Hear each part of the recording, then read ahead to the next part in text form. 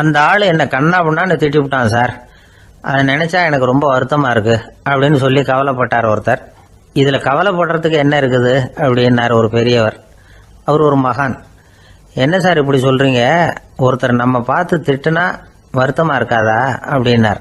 அது எப்படி வருத்தமா இருக்கும், திட்டுறதுங்கிறது என்ன, அது வெறும் சத்தம் தானே அப்படின்னார் அந்த பெரியவர். நம்ம ஆளுக்கு தலையை பிச்சுக்கலாம் போல இருந்தது. இருக்காது அப்படின்னா நமக்கு அப்படித்தானே தோணுது. அந்த பெரியவர் சொல்றது ரொம்ப பெரிய விஷயம். அதை நாம புரிஞ்சிக்க முயற்சி பண்ணலாம்னா நடைமுறை வாழ்க்கைக்கு அது ஒத்து வர்றது மாதிரி தெரிய மாட்டேங்குது. இருந்தாலும் அந்த பெரியவர் அதுக்கு என்னதான் விளக்கம் கொடுக்குறாருன்னு பார்ப்போமே. ஒரு ரயில் போயிட்டு இருக்கு, அதுல ஒரு சாது போயிட்டு இருக்கார். அந்த ரயில் அவர் ஹரித்வாரம் போயிட்டு இருக்கார். அவரு ரயில்ல ஏகப்பட்ட கூட்டம். நம்ம ஊர் ரயில் கேட்க வேணும், டிக்கெட் வாங்கிட்டு கொஞ்சம் பேர், வாங்காத கொஞ்சம் பேர். அது என்னத்துக்கு அனாவசியமா டிக்கெட் அப்படிங்கிற நினைப்புல பாதி பேர். இந்த கூட்டத்துக்கு மத்தியில அந்த சாதுவும் போயிட்டு இருக்கிறார். உட்கார்றதுக்காக இருந்த இடத்துல ஒரு ஆள் படுத்திருக்கிறான். கொஞ்சம் முரட்டு ஆசாமி. அவன் காலு பக்கத்துல கொஞ்சோண்டு இடம் பாக்கி இருந்தது. அந்த இடத்துல இந்த சாது உட்காந்துருந்தார். மெதுவா உட்காந்துக்கிட்டார் போய். ஆனா அந்த ஆளு ராத்திரி பூரா இவரை காலால உதச்சிக்கிட்டே இருக்கிறான். அது இவருக்கு ரொம்ப அவமானமா பட்டுது. அதனால துக்கம் ஏற்பட்டது. இருந்தாலும் அதை ஒரு மாதிரியா சகிச்சுக்கிட்டே இவர் வந்து சேர்ந்தார். பொழுது விடிஞ்சது.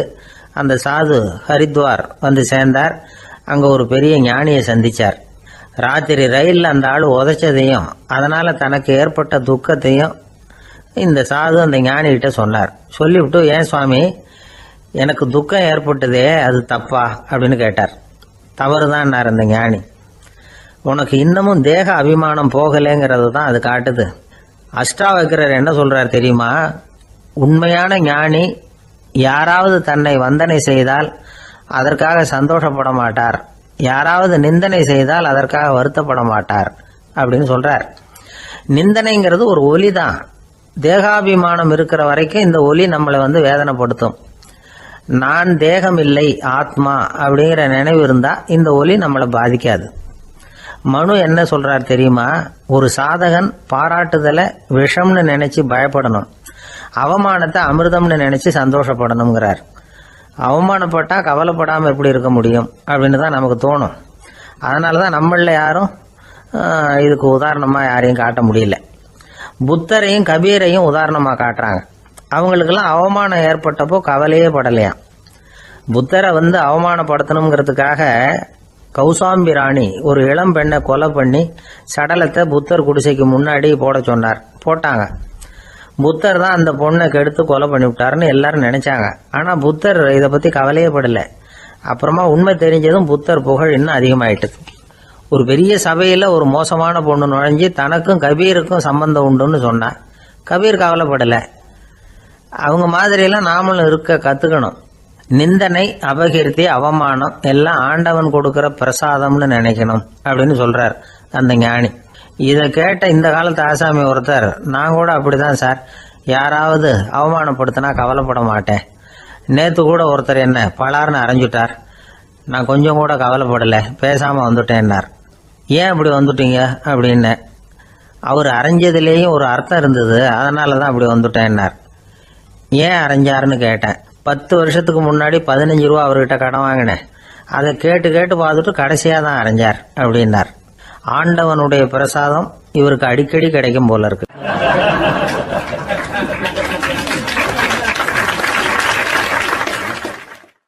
இந்த உலகமே ஒரு நாடக மேடை, நாம எல்லாரும் நடிகர்கள்.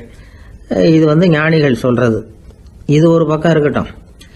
இந்த உலகத்துக்குள்ள எத்தனையோ நாடக மேடைகள், எத்தனையோ நடிகர்கள், எத்தனையோ நாடகங்கள், இதெல்லாம் எப்படி ஆரம்பமாச்சு, அதுதான் இன்னைக்கு தகவல். அதாவது ஆதி மனிதன் பேச ஆரம்பிக்கிறதுக்கு முன்னாடி சைகையாலேயே எல்லாத்தையும் சொல்லிட்டு இருந்தான். அதனால அப்பவே நடிப்பு ஆரம்பமாயிட்டுது. முதல்ல ஒரு வேட்டையத்தான் அவன் நடிச்சு காட்டியிருப்பான். இவன் எப்படி போனான், எதிரில் மிருகம் எப்படி வந்தது, அதோட எப்படி சண்டை போட்டான், எப்படி அடிச்சு கொண்டுட்டு வந்தான், இதை அப்படியே மற்றவங்களுக்கு நடிச்சு காட்டியிருப்பான். ஏன்னா மொழி கிடையாது. இந்த காலத்துல எல்லாம் நாடகங்கள்ல நடிக்கிறவங்கள நடிகர்கள்ங்கிறோம். ஒரு காலத்துல இவங்களுக்கு என்ன பேரு தெரியுமா, திஸ்பியர்கள் அப்படின்னு பேராம். இதுக்கு காரணம் உண்டு. அதாவது 2000 வருஷத்துக்கு முன்னாடி கிரீஸ் நாட்டுல திசிவியஸ் அப்படின்னு ஒரு ஆள் இருந்தான். அவன் ஒரு பெரிய நாடக கலைஞன். அவன் சில இளைஞர்களை சேர்த்துக்கிட்டான், பயிற்சி கொடுத்தான், நாடக குழுவை உருவாக்கினான், நடிகர்களையும் நாடகத்துக்கு தேவையான பொருள்களையும் ஏற்றிக்கிட்டு போகிறதுக்கு ஒரு வண்டியையும் தயார் பண்ணான். அந்த வண்டியிலேயே அவன் கிரேக்க நாடு பூராவும் சுற்றினான், ஊர் ஊராக நாடகம் போட்டான். ஒரு ஊருக்கு போனதும் அங்கே நாடகம் நடத்த தியேட்டர் இருக்கா அப்படிங்கலாம் பார்க்கறது இல்லை அவன். ஏன்னா அப்போலாம் தியேட்டர்னா என்னென்ன தெரியாது. நாடகம்னா அது ஒரு மூடிய கொட்டைக்குள்ளே தான் நடத்தணுங்கிறது அப்போ யாருக்குமே தோணலை. இந்த வண்டி போகும், அதுவே ஒரு பகுதி அப்படியே ஒரு மேடை மாதிரி விரிச்சிக்கும், அதில் ஏறி நின்றுக்கிட்டு நாடகத்தை நடித்து காட்டுவாங்களாம். மக்கள்லாம் எதிரில் தரையில் உட்காந்து அதை பார்த்துக்கிட்டு இருக்கிறது. உலகத்தின் முதல் நடமாடும் தியேட்டர் இதுதானா. இந்த திசைபிஎஸ் தான் முதலாக உலகத்தில் நாடகம்ங்கிற பொழுதுபோக்கை நடத்தி காட்டினவன் அப்படின்னு சொல்கிறாங்க. அவன் சொந்தமாக நாடகம் எழுதுனா, நடித்தான், நாடகத்தை இயக்கினான். அதனால தான் அவனை first man of the theatre அப்படின்னு சொல்லுவாங்க. அவன் தான் நாடக மேடையின் முன்னோடி. கிரேக்கர் காலத்திலேயே நாடக ஆசிரியர்கள், நடிகர்கள், ரசிகர்கள் இவங்கெல்லாம் உருவாயிட்டாங்களாம். நாடகத்தின் சரித்திரத்தில் இந்த 3 பிரிவும் ரொம்ப முக்கியம். அதாவது கிரேக்க தியேட்டர்கள்லாம் திறந்த வெளி மேடைகள் தான், பெரும்பாலும் மலைச்சரிவுகள், அதுவே படிப்படியாக பண்ணியிருப்பாங்க. கீழே அரைவட்ட வடிவில் மேடை, அதுக்கு ஆர்கெஸ்ட்ரான்னு பேர். பிற்காலத்தில் இதில் உட்காந்து இசைக்குழுவினர் வாய்ச்சதுனால இசைக்குழுவுக்கே ஆர்கெஸ்ட்ராங்கிற பேர் வந்துட்டுது. இப்போ கிரேக்க தியேட்டர்களில் ஒன்று, அதோட காலம் கிமு 340. அதை இன்னமும் பாதுகாத்து வச்சிருக்கிறாங்களாம். எபிடாரஸ் அப்படிங்கிற இடத்துல அது இருக்குதான்.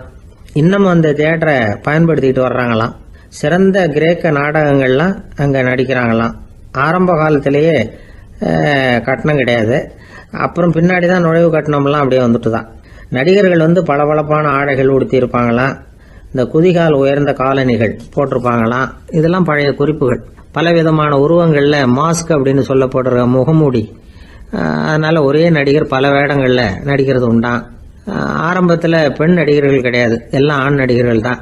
ரோமானியர்கள் தான் முதல் நிரந்தர நாடக மேடையை கட்டினவங்க, அதுதான் முதல் தியேட்டர். கிமு 1048 காலகட்டத்தில் பாம்பிங்கிற நகரத்தில் அதை கட்டியிருக்கிறாங்களாம்.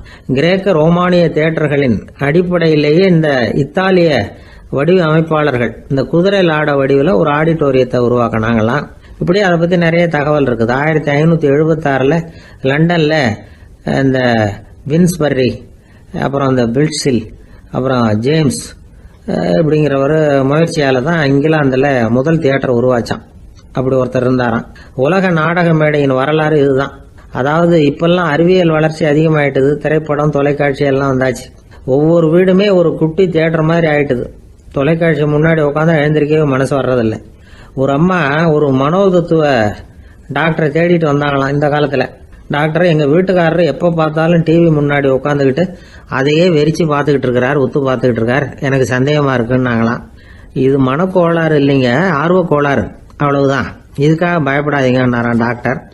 அப்படி இல்லை டாக்டர், டிவி ஓடும் பொழுது நாம எல்லாம் அதை பார்க்குறோம் சரி, ஆனால் அவர் அப்படி இல்லை, டிவியை நிறுத்தினதுக்கு அப்புறமும் அதையே உத்து பார்த்துட்டு உட்காந்துருக்கிறார், அதனால தான் சந்தேகப்பட்டு உங்ககிட்ட வந்தேன் அப்படின்னாங்களாம்.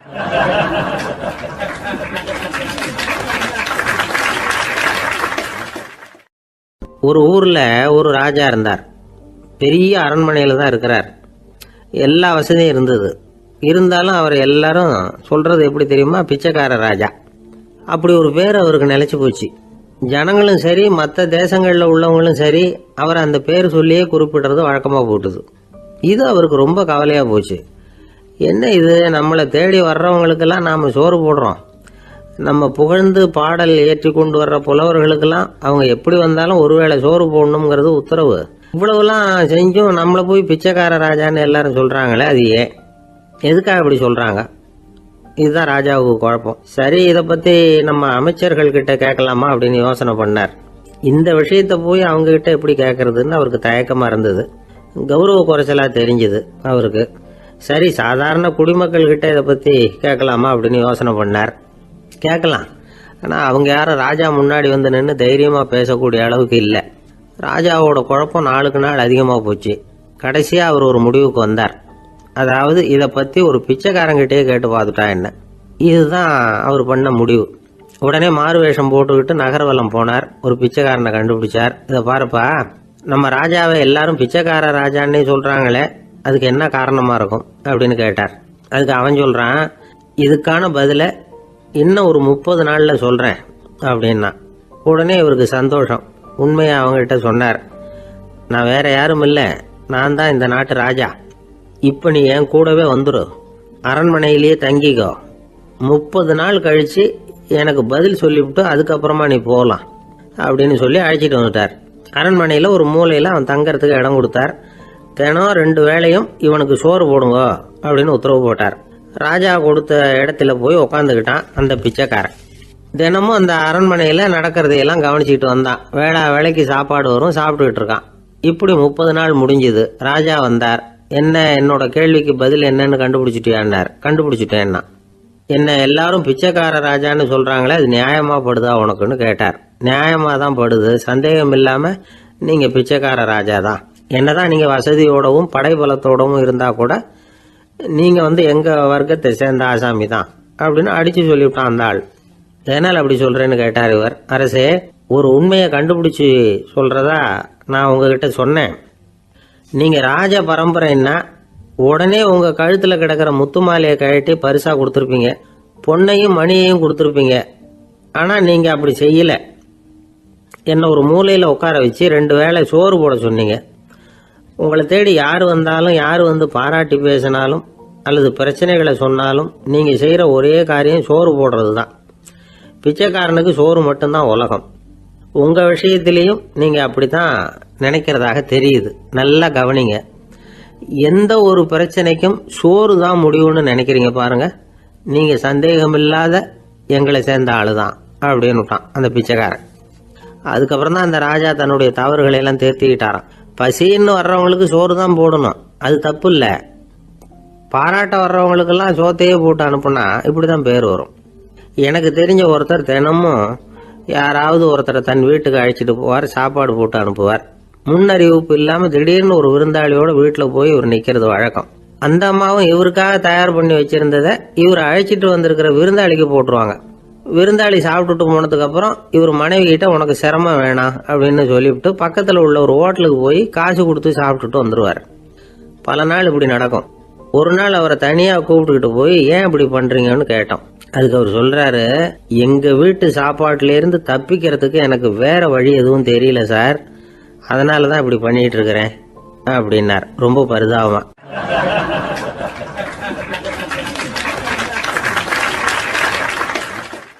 ஒரு மனுஷனுக்கு 3 விதத்துல கர்வம் உண்டாகிறதுக்கு வாய்ப்பு உண்டு. பணம், பதவி, புகழ். பணம் அதிகமாக வந்தால் கர்வம் வரலாம், பதவி பெருசாக வந்துட்டுதுன்னா கர்வம் வரலாம், புகழ் அதிகமாக போனாலும் கர்வம் வரலாம். இந்த 3 வகையான கர்வத்துக்கும் இடம் கொடுக்காம இருக்கிறாங்க பாருங்க, அவங்க தான் சிறந்த மனிதர்கள். ஒரு பெரிய பொறுப்பில் இருக்கிறவங்களுக்கு கர்வம் வந்துடக்கூடாது. அப்படி வந்துட்டுதுன்னா அது எல்லாருக்கும் இடைஞ்சல். ஒரு ராஜா இருந்தார்.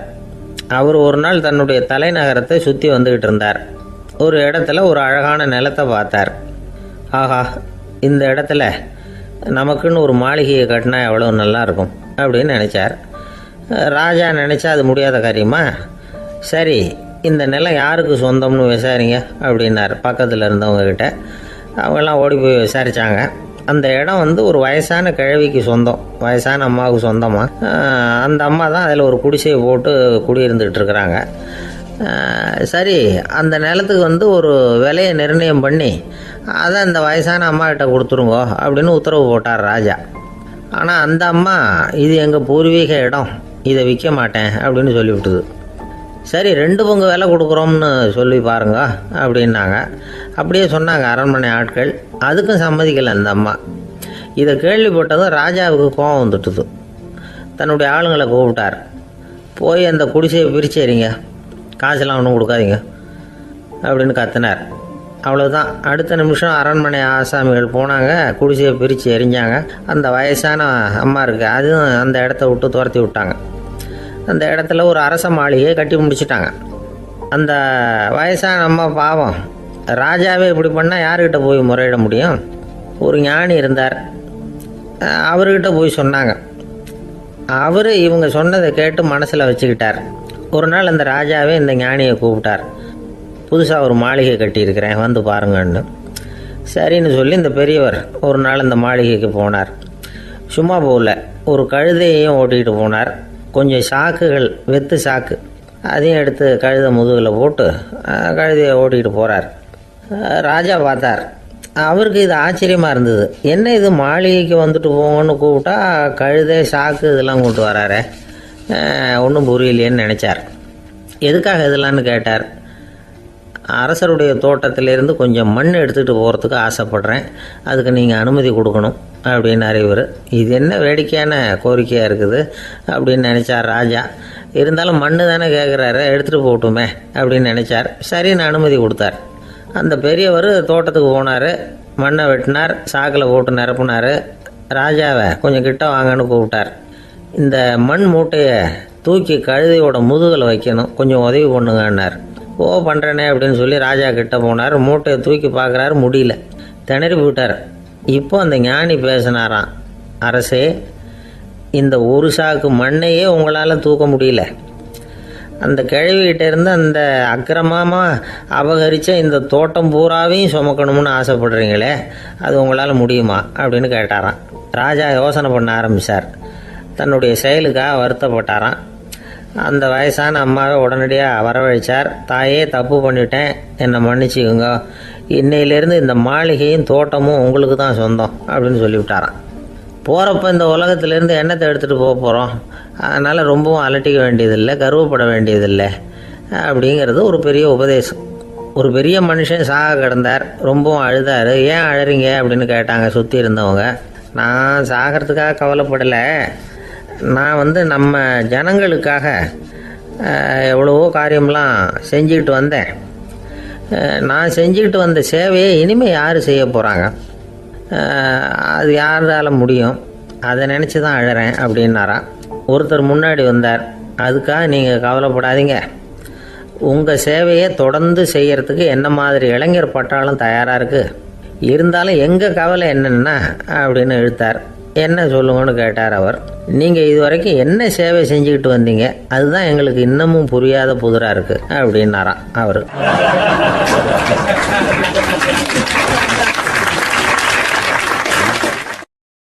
ஒரு அம்மா தெருவில் உட்காந்து என்னத்தையோ தேடிட்டு இருக்கிறாங்க. அந்த அம்மா ஒரு சுஃபி ஞானி. அவங்க பேர் என்னன்னா ரபியா அல் அடாவியா.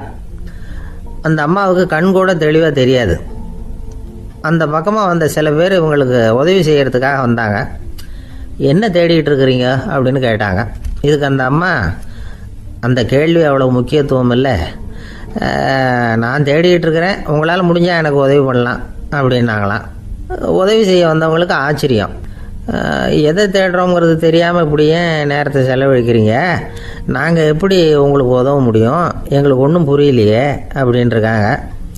சரி, உங்களை திருப்தி பண்ணுறதுக்காக சொல்கிறேன், ஒரு குண்டூசி தொலைஞ்சி போச்சு, அதை தேடுறேன் அப்படின்னாங்களாம் அந்த அம்மா. அதுக்கப்புறம் இவங்களும் சேர்ந்து தேட ஆரம்பிச்சிட்டாங்க.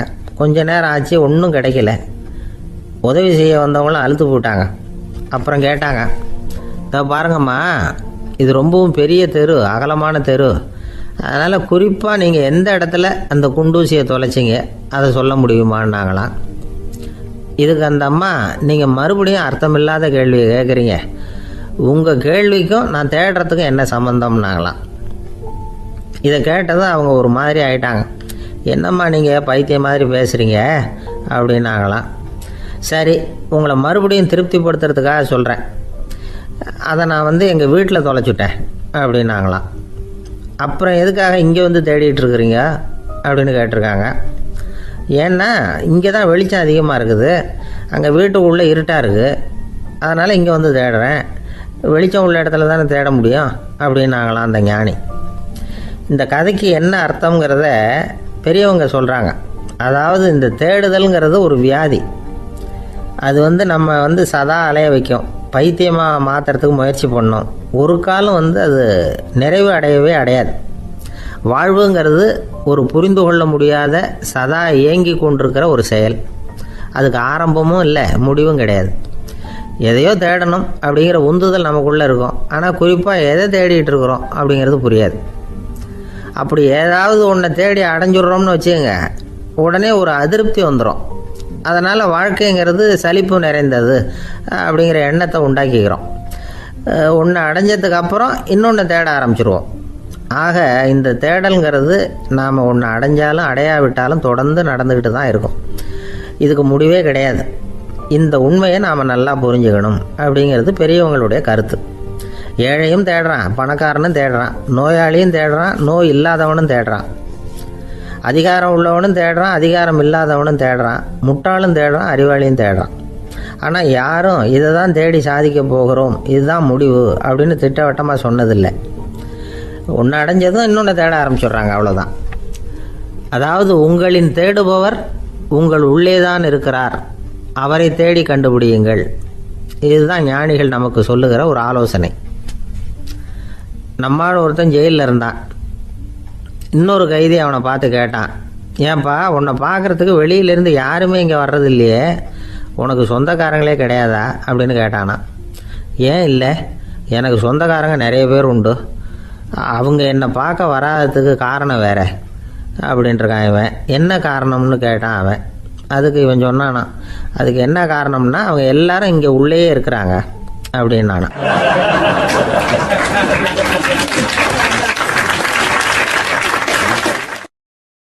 ஒரு நாள் ராமர் அரசவையில் உட்கார்ந்துருக்கிறார். ராமராஜ்யம் நடந்துக்கிட்டு இருந்த நேரம். அந்த சமயத்தில் ஒரு நாய் வந்து அரச சபைக்கு வந்துதான். அது தலையில் அடிபட்டு ரத்தம். அந்த கோலத்தில் அது அங்கே வந்தது. எல்லாரும் ஆச்சரியமாக அதை பார்த்தாங்க. ராமரும் அந்த நாயை பார்த்தார். நீங்கள் வந்த காரியம் என்ன, என்ன நடந்தது, எதுவாக இருந்தாலும் பயப்படாமல் சொல்லு அப்படின்னார். உடனே அந்த நாய் மெதுவாக சொல்ல ஆரம்பிச்சுதான். ஐயா, நான் தெருவில் போய்கிட்டு இருந்தேன். வழியில் ஒருத்தர் வந்தார். அவர் வேத சாஸ்திரம்லாம் படித்த பெரியவர். அவர் எந்த காரணமும் இல்லாமல் அவர் கையில் வச்சுருந்த குச்சியால் என் தலையில் அடிச்சுட்டார். அதுதான் தலையில் ரத்தம். இதை நீங்கள் விசாரித்து தகுந்த தீர்ப்பு வழங்கணும் அப்படின்னு தான் அந்த நாய். ராமர் பார்த்தார். உடனே தன்னுடைய காவலர்களை அனுப்புனார். அந்த ஆளை எங்கே இருந்தாலும் போய் கொண்டுகிட்டு வாங்க அப்படின்னு விட்டார். காவலர்கள் போனாங்க. அந்த ஆளை பிடிச்சி கொண்டு வந்துட்டாங்க. அரண்மனைக்கு வா அப்படின்னு சொல்லி கூப்பிட்டுட்டு வந்துட்டாங்க. என்ன நடந்ததுன்னு விசாரித்தார் ராமர். அதுக்கு அந்த ஆள் சொன்னார், நான் வந்து வீதி வழியாக வந்துக்கிட்டு இருந்தேன். குறுக்க இந்த நாய் வந்தது. நான் அவசரமாக போய்கிட்டு இருந்தேன். இது எனக்கு வழி விடாமல் குறுக்க பூந்து இடைஞ்சல் பண்ணிச்சு. எனக்கு கோபம் வந்துட்டுது. அதனால் அடிச்சுட்டேன். வேத சாஸ்திரம் படித்த நான் என் வசம் இழந்து கோபப்பட்டது பெரிய தப்பு தான். அதை நான் ஒத்துக்கிறேன். குற்றத்தை ஒப்புக்கொள்கிறேன். எனக்கு என்ன தண்டனை கொடுக்கணுமோ அதை கொடுங்க, ஏற்றுக்கிறேன் அப்படின்னு விட்டார். சரி, இப்போ அந்த ஆளுக்கு தண்டனை கொடுக்கணும். என்ன தண்டனை கொடுக்கறது யோசனை பண்ணார் ராமர். அதையும் அந்த நாய்கிட்டே கேட்டார். நீயே சொல்லு, என்ன தண்டனை கொடுக்கலாம் இவருக்கு அப்படின்னார். இதுக்கு அந்த நாய் என்ன சொல்லிச்சு தெரியுமா? இவரை ஏதாவது ஒரு கோயிலுக்கு தர்மகர்த்தாவாக நியமனம் பண்ணி கொடுங்க, அதுதான் இவருக்கு சரியான தண்டனை அப்படின்னுது. இதை கேட்டதும் ராமர் முகத்தில் புன்னகை. ஆனால் அங்கே இருந்த மற்றவங்களுக்கெல்லாம் ஆச்சரியம். அது எப்படி, தப்பு செஞ்சவங்களுக்கு தண்டனை கொடுக்கறது தானே நியாயம், அதை விட்டுட்டு தர்மகர்த்தா பதவியை கொடுக்க சொல்லுது இந்த நாய் அப்படிங்கிற ஆச்சரியம். இந்த சந்தேகத்தை அந்த நாய்கிட்டே கேட்டாங்க அங்கே இருந்தவங்க. இதுக்கு அந்த நாய் பதில் சொல்லிச்சான். நான் வந்து போன பிறவியில் ஒரு கோயிலுக்கு தர்மகர்த்தாவாக இருந்தேன். எவ்வளவோ கவனமாக எச்சரிக்கையாக தான் என்னுடைய கடமைகளை எல்லாம் செஞ்சுக்கிட்டு வந்தேன். அப்படி இருந்தாலும் சில சமயங்களில் என்னையும் மீறி கோயில் செல்வத்தை நான் அனுபவிக்கிறதுக்கு காரணம் ஆயிட்டேன். ஒரு கோவிலுக்கு தர்மகர்த்தாவாக இருக்கிறவங்க எப்படியும் இந்த பாவத்திலேருந்து தப்பிக்கிறது கஷ்டம். அதனால தான் நான் இந்த பிறவியில் நாயாக பிறந்து இப்படி கஷ்டப்படுறேன். இதே நிலைமை இந்த ஆளுக்கும் ஏற்படணும் அப்படிங்கிறதுக்காக தான் அவரையும் ஒரு கோயிலுக்கு தர்மகர்த்தாவை நியமிக்கும்படி கேட்டுக்கிட்டேன் அப்படின்னு தான் இந்த நாய். இதிலேருந்து என்ன தெரியுது, எந்த பதவியில் நாம் இருந்தாலும் நமக்கு தெரியாமல் கூட அதை தவறாக உபயோகப்படுத்தக்கூடாதுங்கிறத இதிலேருந்து புரிஞ்சுக்கணும். இல்லைன்னா அடுத்த பிறவியில் நாயாக பிறந்து எங்கேயாவது போய் வாழை ஆட்டிட்டு நிற்க வேண்டியது தான். கோவில் வாசலில் 2 நாய் பேசிக்கிட்டு இருந்து தான், போன ஜென்மத்தில் நான் மனுஷனாக தான் இருந்தேன். ஒரு கோவில் பூசாரி பேச்சை கேட்டுவிட்டு அவரோட கூட்டு சேர்ந்துக்கிட்டு ஆண்டவன் போட்டிருந்த நகையெல்லாம் அபகரித்து என்கிட்ட கொடுத்தாரு அவர். நான் எடுத்துகிட்டு வந்துட்டேன். திருடினது அந்த ஆள் தான், எடுத்துக்கிட்டு வந்தது தான் நான். இருந்தாலும் நான் மட்டும் நாயாக பிறந்துட்டேன். இப்போ மட்டும் அந்த பூசாரி என்கிட்ட மாட்டினா கடித்து குதறி விடுவேன் அப்படின்னு தான். அவசரப்பட்டு அப்படி செஞ்சுடாதே, பதிலுக்கு அவரும் உன்னை திருப்பி கடித்தாலும் கடிச்சிருவார். ஏன்னா அவரும் இப்போ ஒரு நாயாக தான் பிறந்திருக்கிறார் அப்படின்னு தான் இன்னொன்று. அது எப்படி உனக்கு தெரியும்னு தான் இது. நான் தானே அது அப்படின்னு தான் அந்த நாய்.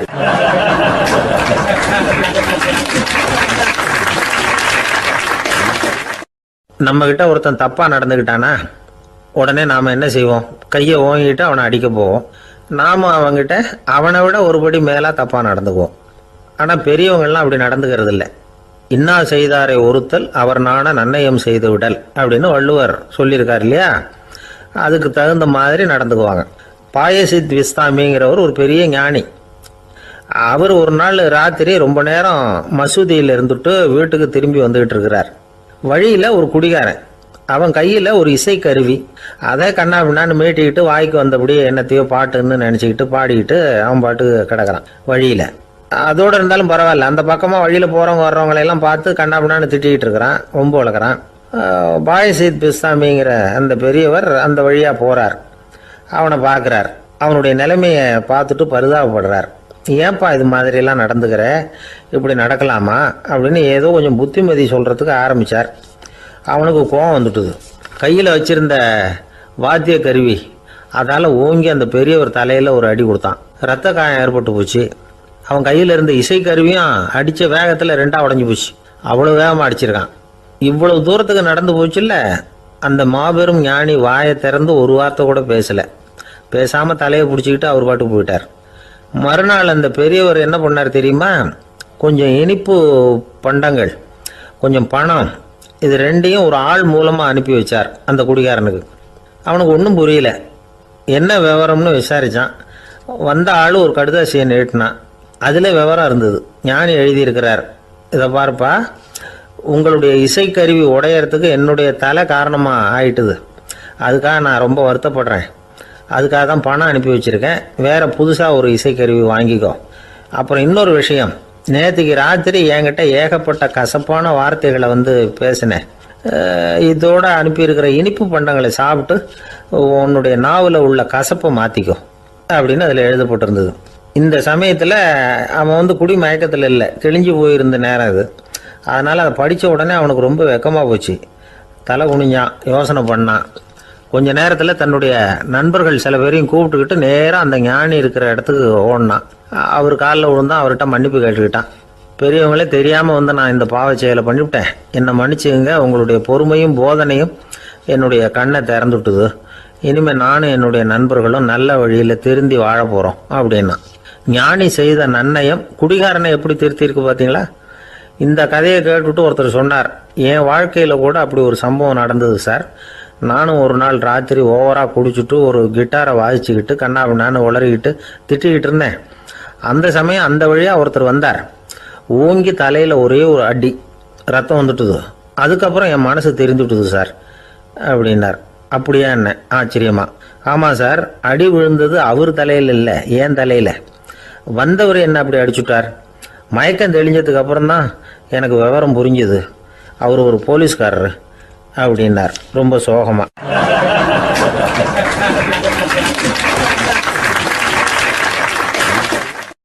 அந்த ஆளுக்கு பேச தெரியாது, அவர்கிட்ட கொஞ்சம் எச்சரிக்கையாக நடந்துக்கோ அப்படின்னு சொல்கிறது உண்டு.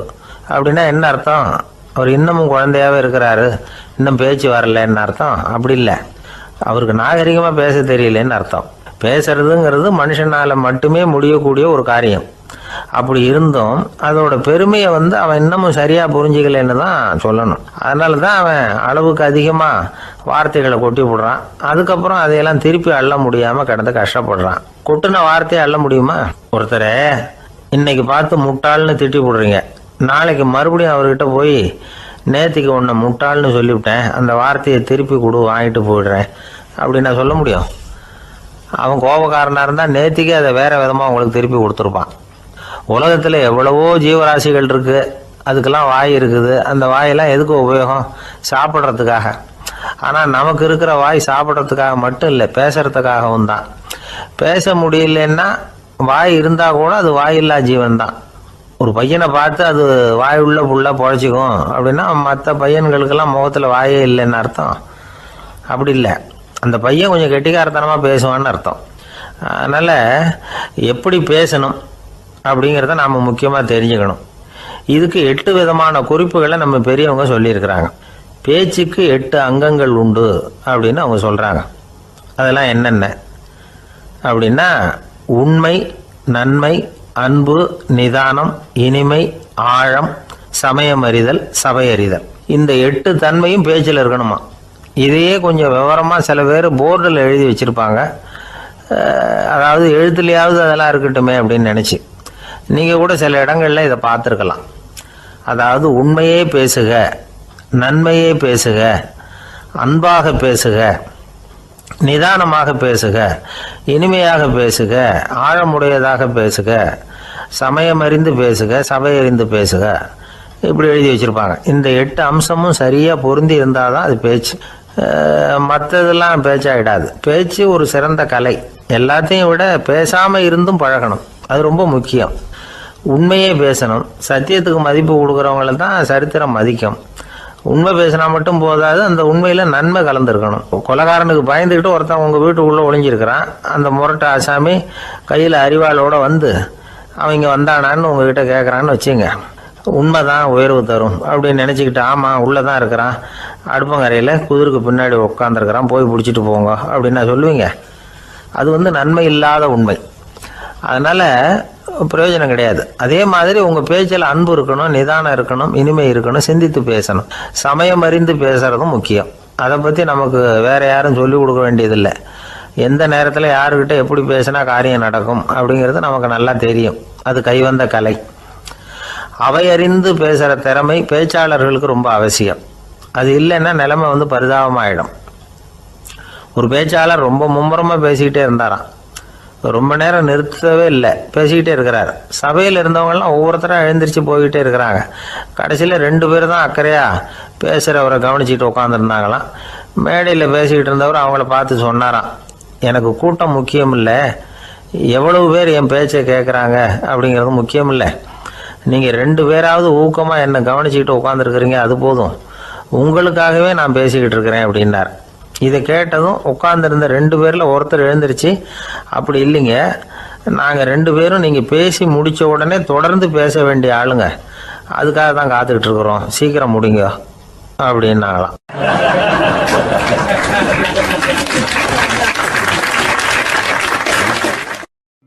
இந்த காலத்து புள்ள ஒருத்தன் தன்னோட அப்பாவை பார்த்து சொன்னான், அப்பா, நான் உனக்கு உதவி செய்யலாம்னு நினைக்கிறேன், என்ன உதவி செய்யணும்னு சொல்லு அப்படின்னா. நீ சும்மா இருந்தால் அதுவே எனக்கு செய்கிற பெரிய உதவிடா அப்படின்னார் அப்பா. சும்மா இருக்கிறதும் ஒரு உதவி தான், அது மாதிரி மௌனமும் ஒரு சமூக சேவை தான் அப்படிங்கிறார் காஞ்சி பெரியவர். நமக்கு 5 புலன்கள் இருக்குது, மெய், வாய், கண், மூக்கு, செவி. இந்த 5லேயும் அதிகப்படியான வேலை எதுக்குன்னு நினைக்கிறீங்க? வாய்க்கு தான். ஏன்னா அதுக்கு 2 வேலை. இப்போ கண்ணுக்கு பார்க்குறது மட்டும்தான் வேலை, காதுக்கு கேட்குறது மட்டும்தான் வேலை, மூக்குக்கு வாசனை அறியறது தான் வேலை, உடம்புக்கு உணர்றது மட்டும்தான் வேலை. ஆனால் வாய் அப்படி இல்லை, அதுக்கு 2 வேலை. சாப்பிட்றதும் அதுதான், பேசுகிறதும் அதுதான். அதாவது வாய் ஒன்று தான் கர்மேந்திரியமாகவும் இருக்குது, ஞானேந்திரியமாகவும் இருக்குது அப்படின்னு சொல்லுவாங்க. சாப்பாட்டில் உட்காந்தா எந்தெந்த ஆகாரம் என்னென்ன ருசின்னு அறிவிக்கிற வேலையும் செய்யுது. சபையில் உட்காந்தா பாடுறது, பேசுறது, சிரிக்கிறது, இது மாதிரியான வேலையும் செய்யுது. இன்னொரு வித்தியாசம், கண்ணு, காது, மூக்கெல்லாம் ஸ்ட்ரெயின் பண்ணிக்கிட்டு வேலை செய்கிறதில்ல. ஒரு ரோஜா பூ பார்த்தா உடனே மூக்கு அப்படியும் இப்படியும் அசைய ஆரம்பிக்கிறதில்ல. ஒரு சங்கீதத்தை கேட்ட உடனே காது ஆட ஆரம்பிக்காது. ஆனால் வாய் அப்படி இல்லை, அது பேசினாலும் சரி சாப்பிட்டாலும் சரி அசைஞ்சு தான் ஆகணும். ஆக மற்றதை விட வாய்க்கு வேலை ஜாஸ்தின்னு தெரியுது. சாப்பிட்றது, பேசுறது அப்படின்னு 2 காரியம் அதுக்கு. இப்படி 2 காரியம் இருக்கிறதுனால அது 2ஐயும் பாதியாக குறைச்சிக்கணுங்கிறது கடவுள் அபிப்பிராயமாக இருக்கணும் அப்படிங்கிறார் காஞ்சி பெரியவர். ஆனால் இப்போ நாம் அப்படியா நடந்துக்கிறோம்? அதுக்கு நேர்மாறாக நடந்துக்கிறோம். நாம் சாப்பிட்றதும் அதிகம், பேசுகிறதும் அதிகம், 2 வேலையையும் தேவைக்கு அதிகமாகவே செய்கிறோம். வாய் தான் ரொம்ப ஓவர் ஒர்க்குடு. அதுக்கு ஓய்வு கொடுத்தா உடம்பும் நல்லாயிருக்கும், உலகமும் நல்லாயிருக்கும். மௌன விரதம் இருக்கிறதெல்லாம் எதுக்காக நினைக்கிறீங்க? இதுக்காக தான். இந்த காலத்தில் மௌனமாக இருக்கிறவங்கெல்லாம் மகத்தான தொண்டு செய்கிறாங்க அப்படின்னு தான் சொல்லணும். சத்தம் அதிகமாக போய் தான் சவுண்டு பொல்யூஷன் வருது. அது மட்டும் இல்லை, மௌனமாக இருந்தால் சண்டை சச்சரவே வராது. மௌனம் கலக நாஸ்தி. ஆக இதுவும் ஒரு சமூக சேவை தான். நமக்கு தான் வாய் இருக்குதுங்கிறதுக்காக வசமாக சாப்பிட்றதும் தப்பு, வளவளன்னு பேசுகிறதும் தப்பு. ஒரு கருத்தை சொல்கிறதுக்கு ஒரே ஒரு சொல்லு போதும் அப்படின்னு இருக்கும்பொழுது 2 சொற்களை செலவு பண்ணாதே. எவ்வளவு சொன்னாலும் அதனால் ஒரு பயனும் விளையாது அப்படின்னு தெரிய வருமேயானால் அந்த ஒரு சொல்லையும் விரயம் பண்ணாதே அப்படிங்கிறார் ஒரு அறிஞர். எல்லா குணங்கள்லேயும் மௌனம்தான் சிறந்தது அப்படிங்கிறார் ஒருத்தர். மௌனமாக இருக்கிறது மூலமாக மற்றவர்கள் குறைகளை நம்மளால் தெரிஞ்சிக்க முடியும். அதே சமயத்தில் நம்மக்கிட்ட இருக்கிற குறைகளை மற்றவங்களுக்கு தெரியாமல் மறைச்சிக்கவும் முடியுங்கிறார் அவர். உண்மைதானே? ஒரு பெரிய மேடை பேச்சாளர், பொது வாழ்க்கையில் 25 வருஷ காலமாக ஈடுபட்டிருக்கிறவர்.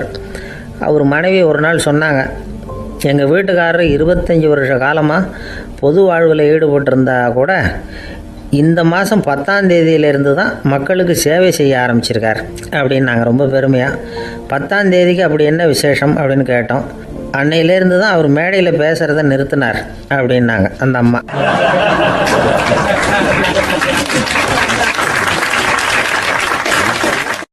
ஒரு ஆசாமி வேகமாக ஓடிக்கிட்டு இருந்தான்.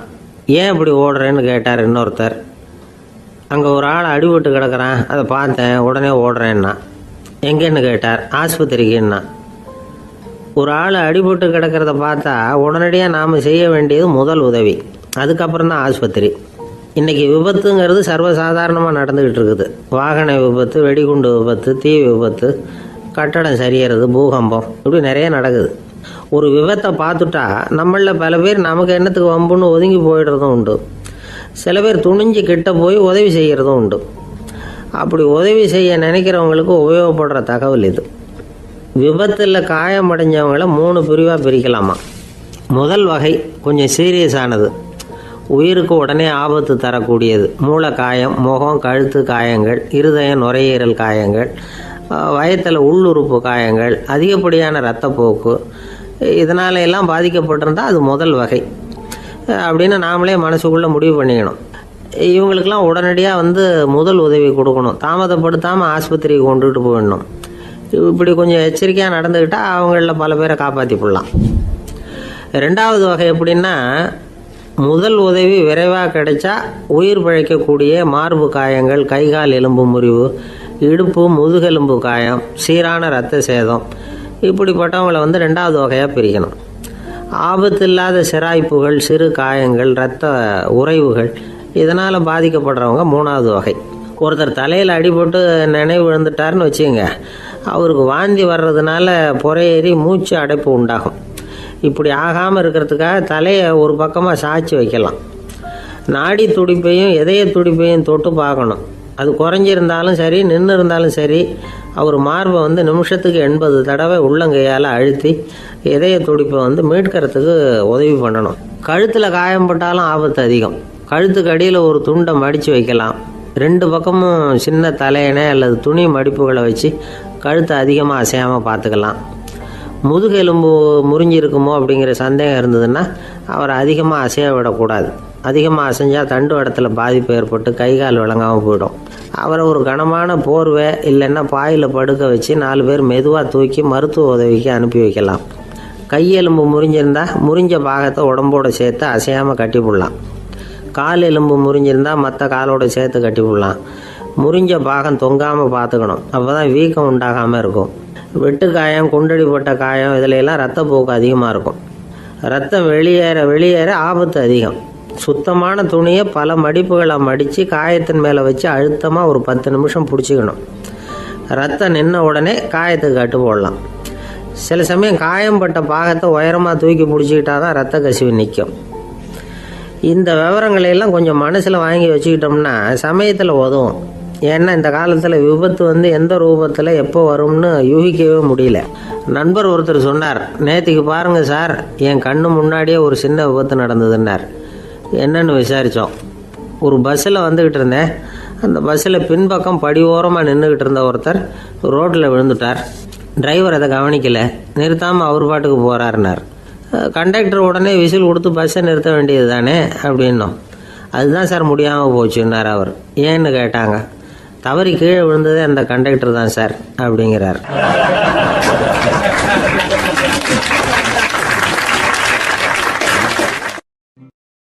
ஒரு நண்பர் அவசரமாக என்கிட்ட ஓடி வந்தார். அப்புறம் சொன்னார், என்னால் நம்பவே முடியல சார், என் பையனா இப்படி அப்படின்னு சொல்லி ஆச்சரியப்பட்டார்.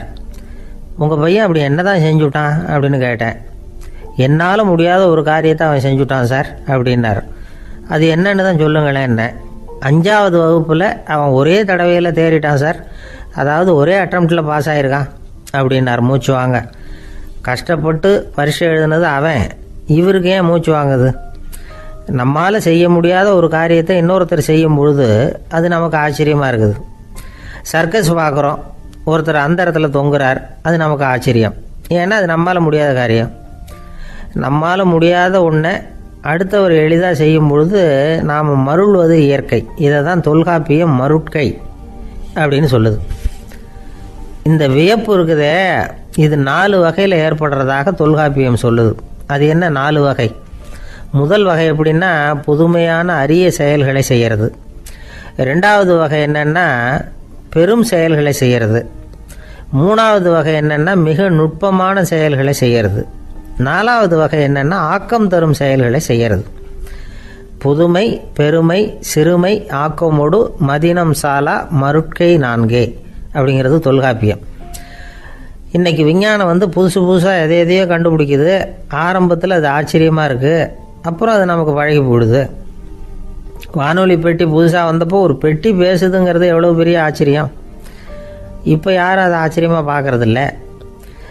மதினம் சாலா மருட்கை அப்படின்னு ஒரு சொற்றொடர் வருது பாருங்க, அதில் கருத்தாழம் உண்டு. எதை பற்றியும் போதுமான அளவு புரிந்து கொள்ளாத போது ஒருத்தர் ஆச்சரியப்படுறார். புரிந்து கொண்ட பிறகு ஆச்சரியம் மறைஞ்சு போயிடுது. மிக நுட்பமான செயல்களும் நம்ம ஆச்சரியப்பட வைக்கும். ஒரு அரிசியில் ஒரு திருக்குறள் எழுதி காட்டுறாங்க, ஒரு முட்டை ஓட்டுக்குள்ளே ஓவியம் தீட்டி காட்டுறாங்க. கருங்கல் சிற்பங்களில் எவ்வளவு நுட்பமான வேலைப்பாடுகளை எல்லாம் பார்த்து ஆச்சரியப்படுறோம். இது மாதிரி ஆக்கப்பூர்வமான அரிய செயல்களை செய்கிறது கூட வியப்பை உண்டு பண்ணும். குப்பை கூலங்களை கூட வாழ்க்கைக்கு பயன்படுகிற பொருளாக மாற்றுகிறவர்கள் இருக்காங்க, அவர்களுடைய செயல் வியப்பு அளிக்குது. இடைக்காட்டு சித்தர் பாடின 30 நூலில் வர்ற ஒரு பாடல், ஆற்றல் பிறர் அறிதலின் அகம் கிளர்வு உறுதலின் கற்று அறி பாணர் கழுமிய கோடலின் தோற்றம் உருகவே போற்றல் சால் வியப்பே. ஒருத்தருடைய ஆற்றல் தெரியாமல் இருந்தது, அவருடைய அரிய செயலை பார்க்கும் பொழுது வியப்பாக இருந்தது, மனசுக்குள்ள கிளர்ச்சி. பாவலர்கள் இவர்களுடைய புகழை பாடி மற்றவர்களும் தெரிந்து கொள்ளுமாறு செய்கிறார்கள் அப்படிங்கிறது தான் ஒரு யதார்த்தமான உண்மை. ஆக எல்லா வகையிலும் மக்கள் தங்களுடைய வாழ்க்கையில் முன்னேறுவதற்கான வழிகாட்டுகிற ஒரு மெய்ப்பாடு தான் வியப்புங்கிறது. இந்த காலத்தில் நம்ம எப்படியெல்லாம் ஆச்சரியப்பட வைக்கிறாங்க. ஒரு ஆளை பிடிச்சி ஜெயிலில் கொண்டு வந்தாங்க. ஜெயில் அதிகாரி அவனை ரொம்ப ஆச்சரியமாக பார்த்தாரான். இவன் கேட்டான், ஏன் சார் அப்படி பார்க்குறீங்க, நான் இப்போ இங்கே வர்றது உங்களுக்கு ஆச்சரியமாக இருக்குதா அப்படின்னு கேட்டிருக்கான். இதுக்கு ஜெயில் அதிகாரி சொல்லியிருக்கார், நீ இப்போ இங்கே வந்ததில் எனக்கு ஒன்றும் ஆச்சரியம் இல்லைப்பா, ஏற்கனவே நீ இங்கேருந்து விடுதலையாகி போய் 6 மாதம் ஆச்சு, இவ்வளவு லேட்டாக வர்றியே அதுதான் எனக்கு ஆச்சரியமாக இருக்குது அப்படின்னாராம்.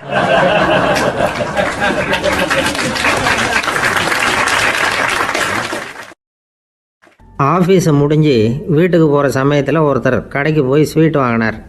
சரி, வீட்டுக்கு பிள்ளைங்களுக்கு தான் வாங்கிட்டு போகிறார் அப்படின்னு மற்றவங்க நினச்சாங்க.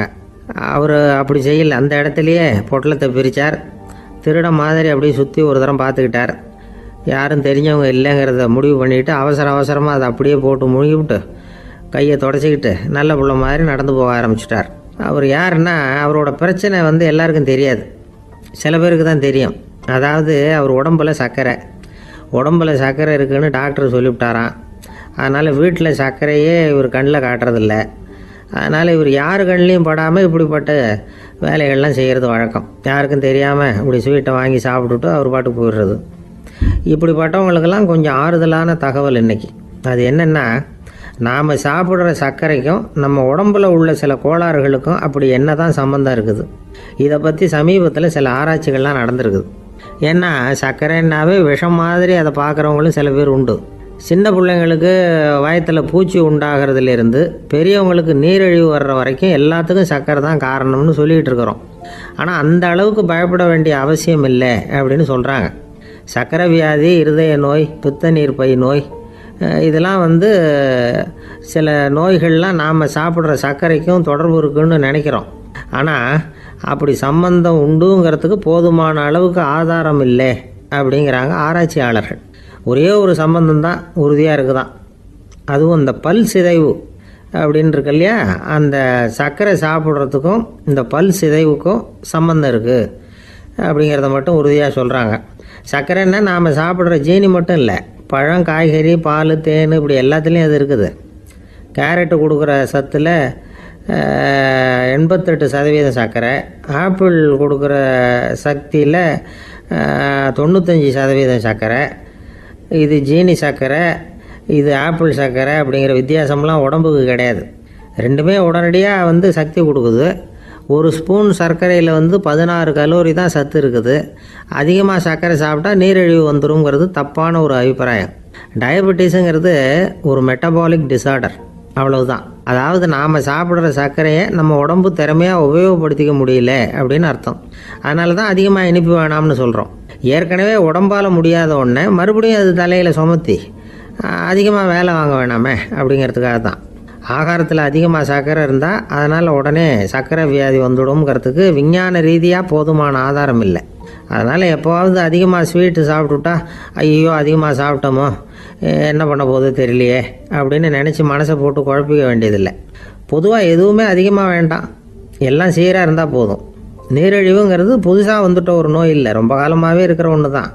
நம்ம முன்னோர்கள் இதை மதுமேகம் அப்படின்னு சொல்லுவாங்க. அதை கட்டுப்படுத்துறதுக்கு அவங்களே சில வழிமுறையை சொல்லி வச்சுருக்கிறாங்க. அது என்னென்னா வேறு ஒன்றும் இல்லை, இந்த பாவக்காய், முள்ளங்கி, அருகம்புல், அவ்வளவுதான். வெள்ளை முள்ளங்கி இருக்குல்ல, அதை வாரத்துக்கு 3 நாள் சாப்பிட்டுக்கிட்டு வாங்க. நூலுக்கோல் ரொம்ப நல்லது. இல்லைன்னா முள்ளங்கி சாறு 1 ounce சாப்பிட்டுட்டு வரலாம். ரத்தத்தில் சேர்கிற சர்க்கரை அளவு இதெல்லாம் கட்டுப்படுத்துது. சிறுநீரில் காணப்படுகிற சர்க்கரை அளவையும் சமநிலைப்படுத்துது. தினமும் ஆகாரத்தில் கோதுமை, கேழ்வரகு, வெந்தயம், கருவேப்பிலை, சோயாபீன்ஸ் எது கிடைக்குதோ சேர்த்துக்கலாம். இப்படிலாம் செஞ்சுக்கிட்டு வந்தால் அப்புறம் வீட்டுக்கு தெரியாமல் கடையில் போய் நின்றுக்கிட்டு ஸ்வீட் வாங்கி திருட்டுத்தனமாக சாப்பிட வேண்டிய அவசியமே உங்களுக்கு வராது. 2 ஆசாமிகள் கடற்கரையில் உட்காந்து சாவகாசமாக பேசிக்கிட்டு இருந்தாங்களாம். ஒருத்தர் சொன்னார், இன்னொருத்தருக்கு தெரியாமல் ஸ்வீட்டு சாப்பிட்றதே எப்பவும் இடைஞ்சல் தான் சார். நேற்றுக்கு பாருங்கள் அப்படி தான் சாப்பிட்டுக்கிட்டு இருந்தேன், வீட்டுக்காரி கண்ணில் போட்டுவிட்டுது, அதுக்கப்புறம் ஒரே ரகலையாக போச்சு அப்படின்னாரா. எனக்கு கூட அப்படி தான் சார் ஆகிட்டுது, ஒரே ரகலை அப்படின்னாரா இன்னொருத்தர். நீங்கள் சாப்பிட்டதும் உங்கள் வீட்டுக்காரங்க கண்ணில் போட்டுவிட்டுதா சார் அப்படின்னு கேட்டிருக்காரு இவர். அதுக்கு அவர் சொன்னாராம், அப்படி இல்லை சார், கடைக்காரர் கண்ணில் போட்டுவிட்டுதோ, நான் அவருக்கு தெரியாமல் அந்த ஸ்வீட்டை அவர் கடையிலேருந்து எடுத்திருந்தேன் அப்படின்னு விளக்கம் கொடுத்தாராம் இந்த ஆள்.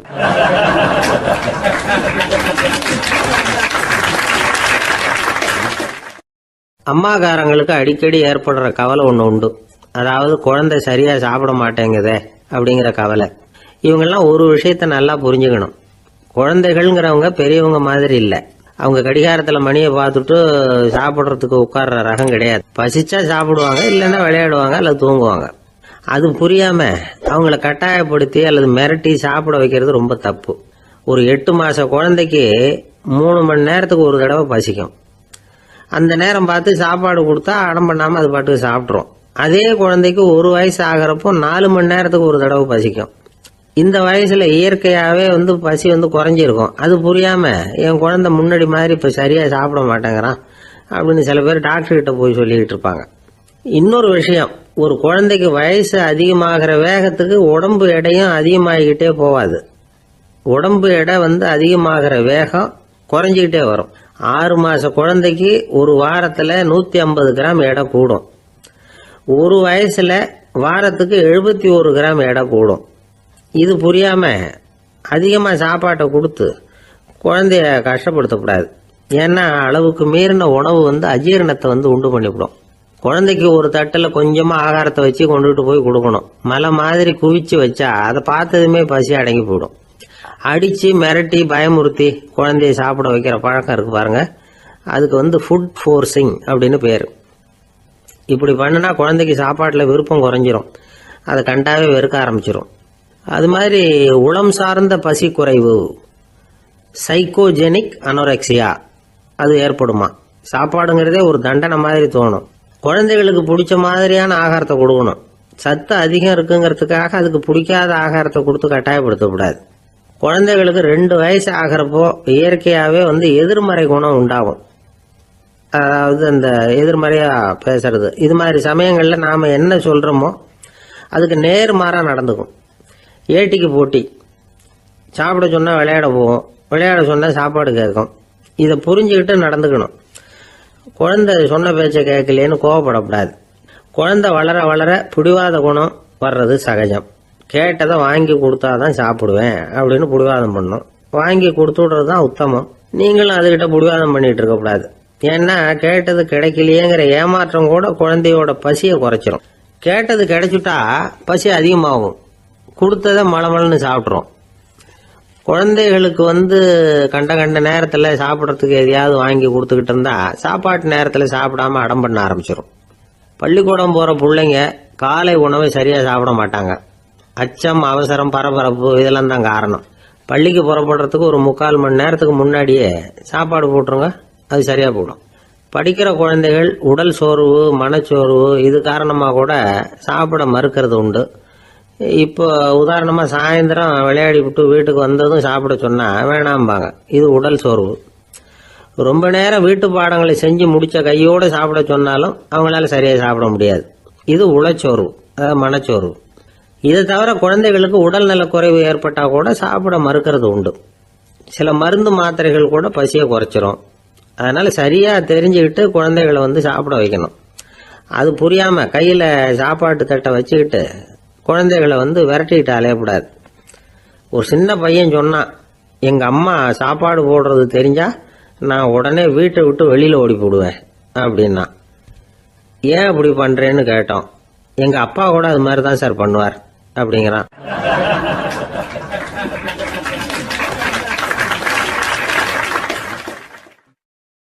ஒரு அரசனும் அமைச்சரும் ஒரு நாள் ரொம்ப சாவகாசமாக பேசிக்கிட்டு இருந்தாங்களாம். அரசன் அமைச்சரை பார்த்து ஒரு கேள்வி கேட்டிருக்கார். ஏங்க அமைச்சரே, ஆசை இல்லாத ஒரு மனுஷனால இருக்க முடியுமா அப்படின்னு.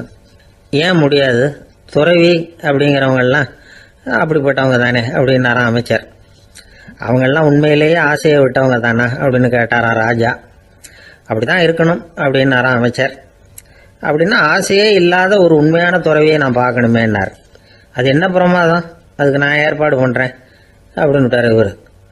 சொல்லிவிட்டு உடனே புறப்பட்டு போனார். அங்கே இங்கே தேடினார். அப்புறம் தான் அவருக்கு புரிஞ்சுது உண்மை துறவியை கண்டுபிடிக்கிறது எவ்வளவு கஷ்டமான காரியம்னு.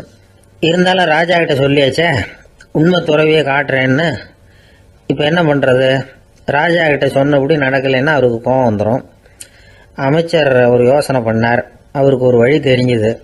அதுதான் சரின்னு முடிவு பண்ணார். அதாவது அந்த ஊரில் அவருக்கு தெரிஞ்ச நாடக நடிகர் ஒருத்தர் இருக்கிறார், நல்லா நடிப்பார்.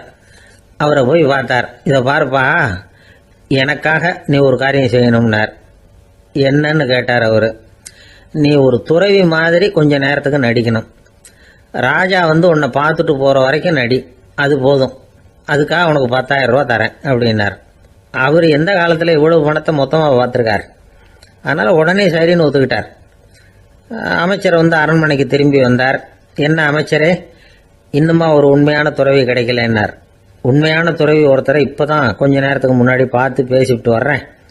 அவர் நம்ம ஊருக்கு வெளியில் குளத்தங்கரையில் உள்ள ஒரு ஆலமரத்துக்கு அடியில் உட்காந்துருக்கிறார் அப்படின்னார் இவர். அப்படின்னா உடனே புறப்படுங்க அப்படின்னார் ராஜா. பரிவாரங்களோடு புறப்பட்டார். அங்கே அந்த மரத்தடியில் அந்த ஆள் வேஷம் போட்டுக்கிட்டு துறவி மாதிரி உட்காந்துருக்கிறான். ராஜா நேராக போனார். அந்த துறவி காலில் பொத்துன்னு விழுந்து வணங்கினார். உடனே ராணியும் அவர் காலில் விழுந்தாங்க. அடுத்தபடியாக அமைச்சர் விழுந்தார். அவருக்கு தெரியும் இது நம்ம ஆள் தான்னு. இருந்தாலும் என்ன பண்ணுறது, நேரம். அப்புறம் பரிவாரங்கள்லாம் துறவி காலில் விழுந்து ஆசீர்வாதம் வாங்கிட்டாங்க. ராஜா அப்புறமா தங்கத்தட்டில் பொன்னையும் பொருளையும் வச்சு அந்த துறவிகிட்ட ரொம்ப பணிவாக நீட்டுறார். தாங்கள் தயவு பண்ணி இதை ஏற்றுக்கணும் அப்படின்னு வேண்டிக்கிட்டார். அந்த துறவி பற்று இல்லாமல் அதை பார்த்தார். எல்லாத்தையும் திறந்துட்ட எனக்கு இதெல்லாம் எதுக்காக அப்படின்னு சொல்லி அதை மறுத்துட்டாராம். ஆஹா, உண்மையான துறவியை பார்த்துட்டோம் அப்படிங்கிற ஆனந்தம் அரசருக்கு. ரொம்ப நிம்மதியாக திருப்தியாக திரும்பி வந்தார் அரண்மனைக்கு. அதுக்கப்புறம் அமைச்சர் யாருக்கும் தெரியாமல் அந்த துறவிகிட்ட ஓடினார். சொன்ன பிரகாரம் பணத்தை நீட்டினார். இந்தப்பா, நான் உங்ககிட்ட சொன்னபடி 10,000 ரூபா பணம் எடுத்துக்கோ அப்படின்னார். அந்த ஆள் ராஜா கிட்ட சொன்னது மாதிரியே எல்லாத்தையும் திறந்துட்ட எனக்கு இதெல்லாம் எதுக்காக வேணாம் அப்படின்னு விட்டாரான். நடித்த வரைக்கும் போதும்ப்பா, இனிமேல் இந்த நாடக வசனம்லாம் வேணாம், வேஷத்தை கலைச்சிரு, பணத்தை வாங்கிக்கோன்னார். இல்லைங்க, இது வேஷம் இல்லை, இது வசனமும் இல்லை, இது உண்மை. கொஞ்ச நேரம் துறவி மாதிரி நடித்ததுக்கே இந்த தேசத்து ராஜா, ராணி, அமைச்சர், பரிவாரங்கள் எல்லாம் என் காலில் விழுந்து வணங்குறாங்க. அப்படின்னா உண்மையான துறவியா இருக்கிறது எவ்வளவு பெருமையான விஷயம். நான் உண்மையான துறவியா ஆக போறேன், அப்படி முடிவும் பண்ணிட்டேன் அப்படின்னார் அந்த நடிகர். வேஷம் கூட எப்படிப்பட்ட விளைவுகளை உண்டு பண்ணுது பார்த்தீங்களா. நம்மால் ஒருத்தன் ரொம்ப வசதியாக தான் இருந்தான். ஒரு நாள் அவன் சொத்து பூரா திருட்டு போயிட்டுது. அதுக்கப்புறம் இவன் துறவி மாதிரி ஆயிட்டான். ஊர் ஊரா சுத்தினான். ஒரு குருநாதரை தேடி கண்டுபிடிச்சான். அவர்கிட்ட சீடனா சேர்ந்துக்கிட்டான். அவனை பார்த்து ஒருத்தர் கேட்டார், நீ உண்மையான சீடன் தானான்னு. இல்லைங்க, சீடன் மாதிரி நடிச்சுக்கிட்டு இருக்கிறேன் அப்படின்னா. அது குரு துரோகம் இல்லையா அப்படின்னு கேட்டார் அவர். இல்லைங்க, நான் பண்ணது குரு துரோகம் இல்லை, என் குரு பண்ணது தான் துரோகம். என்னுடைய பணத்தை கொள்ளையடிச்சது இவர் தான். அதை எங்க வச்சிருக்காருன்னு கண்டுபிடிக்கிறதுக்காக தான் இவர்கிட்ட வந்து சீடனா சேர்ந்திருக்கிறேன் அப்படின்னா.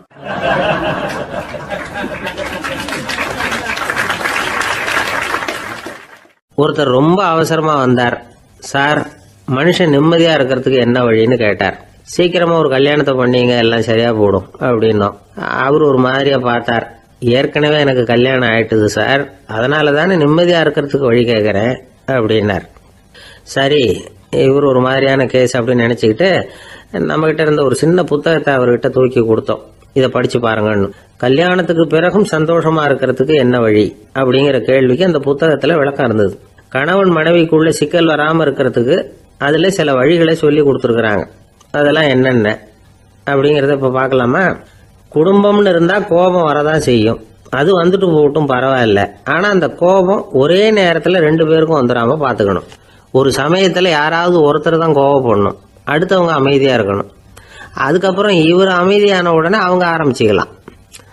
கோபமா ஏதாவது சொன்னா உடனே கோபமா பதில் சொல்லக்கூடாது. கொஞ்சம் பொறுத்து கோபம் தீர்ந்த உடனே அந்த பதில சொல்லலாம். அப்போ பதில் கோபமா இருந்தா கூட அது அவ்வளவு பெருசா தெரியாது. அற்ப விஷயத்துக்கெல்லாம் காய்ச்சி மூச்சுன்னு கத்திட்டு இருக்கக்கூடாது. உங்க 2 பேருக்குள்ள ஒரு தர்க்கம் ஆரம்பமாயிட்டுதுன்னு வச்சுக்கோங்க. கடுமையா 2 பேரும் விவாதம் பண்றீங்க. உங்கள ஒருத்தர் இதுல ஜெயிக்கணும்னா அது நீங்களா இருக்க வேணாம், அடுத்தவங்க ஜெயிக்கிறதுக்கு நீங்க துணையா இருங்களேன். அப்படின்னா நீங்க கொஞ்சம் விட்டு கொடுக்கணும், அவ்வளவுதான். ஏதாவது குத்தம் சொல்லணுமா, செஞ்ச தப்ப சுட்டி காட்டணுமா, விமர்சனம் பண்ணணுமா, பண்ணுங்க, வேணான்னு சொல்லல. ஆனா சொன்னதை அப்படி சொல்றத வந்து கொஞ்சம் அன்பா இதமா சொல்லுங்க.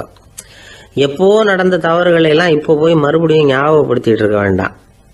நான் அப்பவே சொன்னேன் இந்த புடவை வேணாம்னு, நீங்க தான் கேட்கல, இப்போ பாருங்க கிழிஞ்சு போச்சு இப்படின்னு கத்துனாங்க ஒரு அம்மா.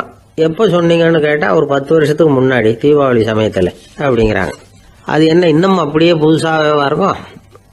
உங்களுக்கு அவர் தான் பெருசு, அவருக்கு நீங்க தான் பெருசு. அதை விட இந்த உலகத்துல வேற எதுவும் முக்கியம் இல்லைன்னு நினைக்கணும். நீ தான் என்னுடைய உலகம்னு எத்தனை தடவை சொல்லியிருப்பீங்க? அதெல்லாம் வெறும் வசனமா போயிடக்கூடாது. ஏதாவது ஒரு பிரச்சனையை பத்தி கடுமையா விவாதம் பண்ணிட்டு இருக்கீங்க, அதை அப்படியே பாதியில விட்டுட்டு படுக்கைக்கு போயிடக்கூடாது. சொச்சத்தை நாளைக்கு பேசிக்கலாம்னு. அப்படி போனா தூக்கம் வராது.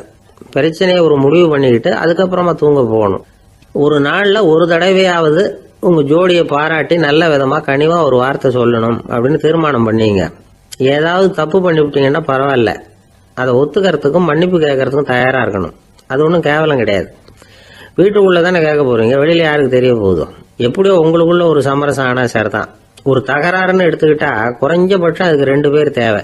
தனியாவே உட்காந்துக்கிட்டு நான் இப்ப தகராறு பண்ணிட்டு இருக்கிறேன் அப்படின்னு யாரும் சொல்ல முடியாது. 2 பேர் தகராறு பண்றாங்கன்னா பொதுவா அந்த 2 பேர்ல யாரு அதிகமா பேசுறாங்களோ அவங்க பேர்ல